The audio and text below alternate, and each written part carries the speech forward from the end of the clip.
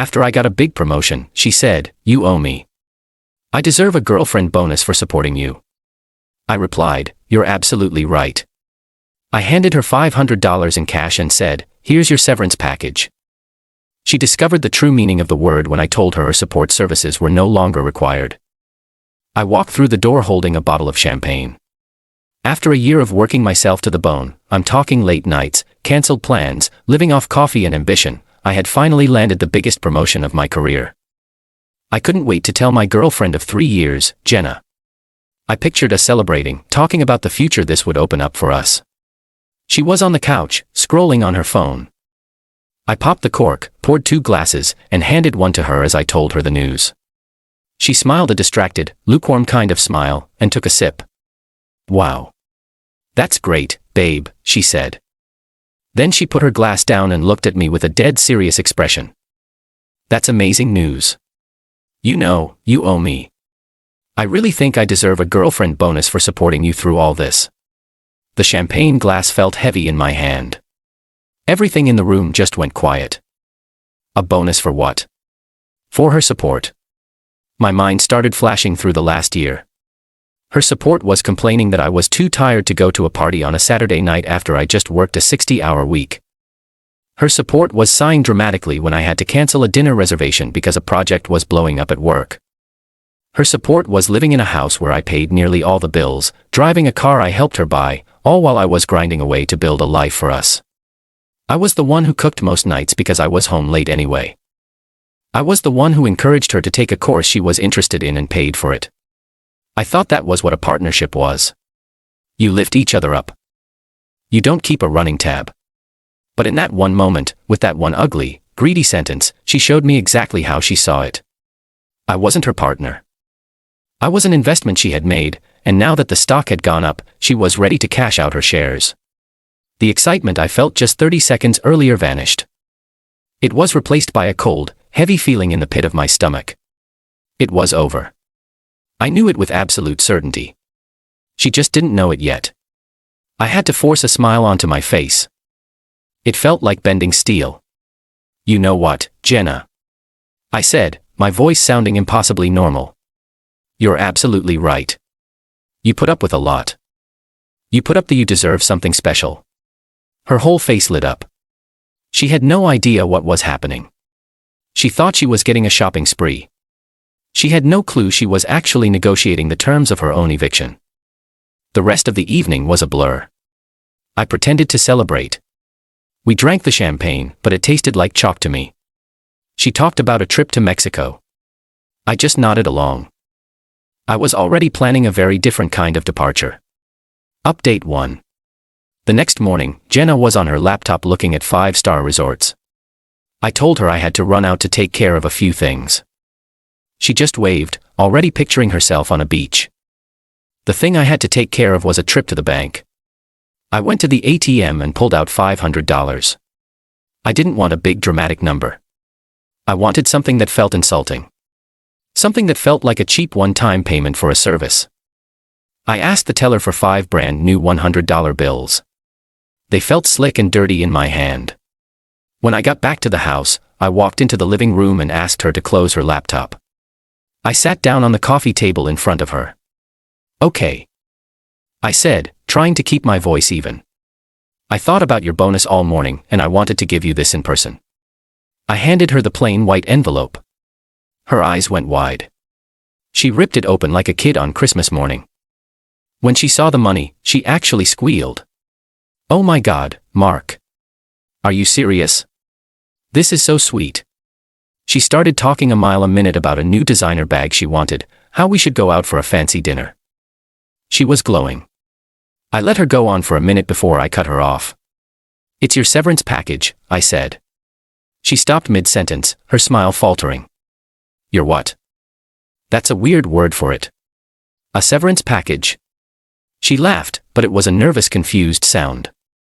I didn't smile back. "Yes," I said, "it's the payment you get when a job ends, when your position is eliminated." The confusion on her face curdled into dawning horror. "What are you talking about?" "What job?" "The job of being my girlfriend," I said, my voice flat and cold. You made it clear last night that you see your support as a service that requires payment. I agree. So here's your payment, and I'm letting you know that your services are no longer required. She just stared at me. The $500 in her hand might as well have been garbage. You're breaking up with me? She whispered, her voice trembling. Over a joke. I was just joking, Mark. It didn't feel like a joke, Jenna, I said. It felt like the most honest thing you've said to me in years. It told me everything I need to know about us. And what I know is that I don't want a partner who thinks love and support come with an invoice. So yes, we're done. The tears came, but they were angry tears. You can't do this. This is insane. After everything I've done for you. She threw the crumpled bills at me.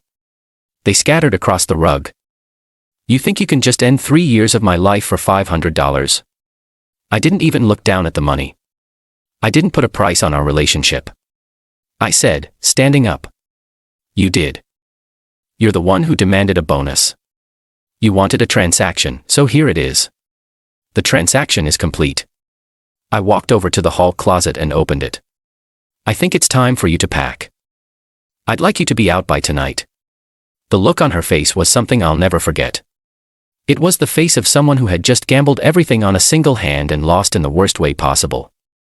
She had tried to cash in, not realizing she was bankrupting herself in the process. Update 2. It's been a week. My house is quiet. The first few days after I kicked Jenna out were loud.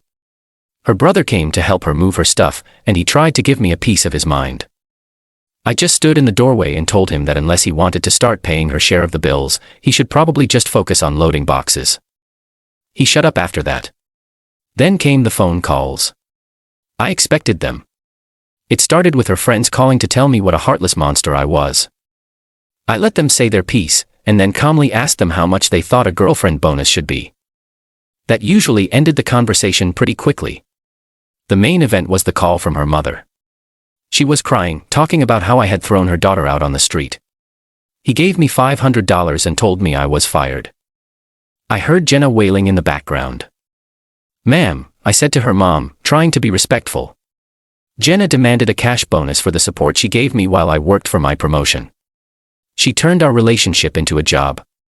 All I did was take her at her word and give her a severance package. She's the one who set these terms, not me. But she loved you, her mother cried. Her love apparently came with a price tag, I said. I decided I couldn't afford it anymore. Jenna refused to let it go. She started a campaign of texting me, demanding more money. She sent me a long rambling message listing everything she had ever done for me. Remember when I made you soup when you were sick? Remember when I went to your boring work dinner? It was a list of basic everyday things that partners do for each other, but she had framed them as billable hours. I only replied once. I sent her a short simple text. Jenna, your final invoice has been paid. Further attempts to collect will be ignored. All contracts are considered null and void. That seemed to get the message across about the money. But then she tried a different tactic. She started posting vague things online about how some people don't appreciate the sacrifices women make, about being betrayed by someone she gave her all to. She was trying to spin the story to paint herself as the victim. A couple of our mutual friends actually reached out to me, asking for my side of the story. I didn't get angry. I didn't get emotional. I just told them the truth, plain and simple. I got a big promotion. I came home to celebrate with her. She looked me in the eye and said she deserved a cash bonus for supporting me. So I ended it.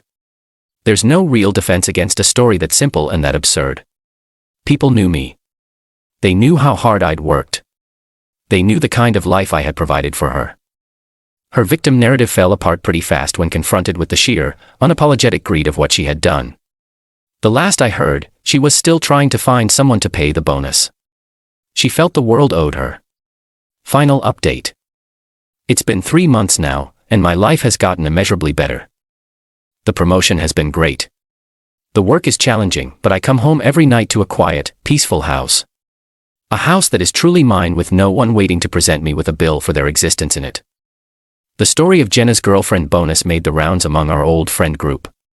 She became a bit of a cautionary tale. From what I've heard, her life hasn't been easy. She had to move into a tiny apartment that she can barely afford. Without me to pay for her car, her vacations, and her shopping habits, she's had a very rude awakening to the reality of adult life. The support she thought was worth a bonus was actually priceless. It was the stable, comfortable life she got to live while I paid the bills. She just never appreciated it until it was gone. A friend told me he saw her out a few weeks ago. He said she spent an hour complaining about how ungrateful I was and how she had invested 3 years in me for nothing. It's sad in a way. She's so stuck in her transactional mindset that she can't see the truth. You don't invest in a person like they're a stock you can sell for a profit. You build a life with them. Looking back, what I did might seem cold to some, but it was the most honest and direct response I could have given. She showed me the contract. I just executed the termination clause. I didn't want a relationship where my success meant I owed someone a finder's fee. I want a partner who is in the trenches with me, celebrating our victories together. Not because they'll get a cut, but because my win is their win, and their win is mine. That $500 was the best money I ever spent. It was a bargain. For the price of a weekend trip, I bought back my future. I bought back my self-respect and I learned a valuable lesson. When someone shows you their price tag, believe them and then decide if they're worth buying.